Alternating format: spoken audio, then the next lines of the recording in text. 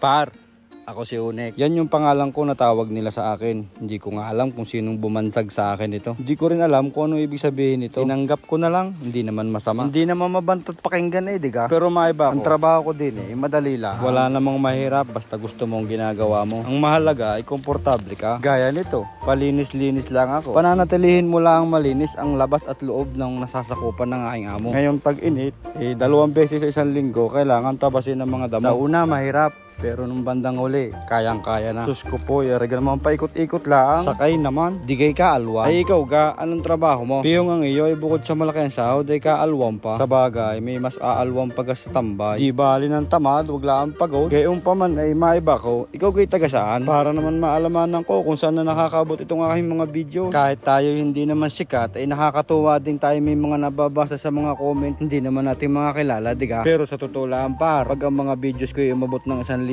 ako'y tuwan-tuwa na. Dahil nung unay sadya namang pagkakahirap naman ay sadya lang ang naging libangan ko na. Yung ka naman minsay makapag-uto-utuan ka ay may mga natutuwa din naman. Pihong lalo na ako ako'y nasa Pilipinas. Minsan lang makauwi bago pa makaipon. Bago pagbalik may bayarin pang utang. Sadya namang kasarap din naman niyang magwalwal pag nakakauwi. Magaling na nga lang at ang trabaho ko din para din lang na sarili. Kahit nasa ibang bansa ay iba pagka probinsya. Kaya pagka mag-ibang bansa ay titibayan mo loob mo. Dadamihan mo ang baon mo anteng sa pagtitiis. Sadya naman dadaan ng mga panahong parang gusto mo nang umuwi. Magaling na lahat nung nakapunta din binata pa. Ay kung panahong hindi, ay husay. Baka dalawa ng pamilya ko ngayon. Joke lang, mga tao nga rin, hindi mabiro. Alam mo ka par nung araw, ay ako hindi makabasag pinggan. Sus ko po mga tao rin, miski pa itanong mo sa kahanggan, ay nung araw naman ako hindi masyado naglalabas. Ay nung ako'y nag-aaral pa, ay siya. Ay ako'y bahay, school laang. Ay nagagalit pa ang tatay ko pag ibinabalik ang baon at hindi ko naubos. Ang grado ka? Ay siya, pag ang grado ko ay mababa sa 90, ay katalang tuhod ko pa uwi. Sabado't linggo ngay kung maaari lang ay papasukan ko pa. Hindi lang maaari, ang tatay hindi pumayag dahil tinutulungan ko siya sa babuyan. Siyempre yung pagpapakain ng baboy tsaka paglilinis ng koral ay bigay asa ko pa sa tatay, di ako na. Siya paano mga para sa maniwala kahit siya hindi, bahala na kayo.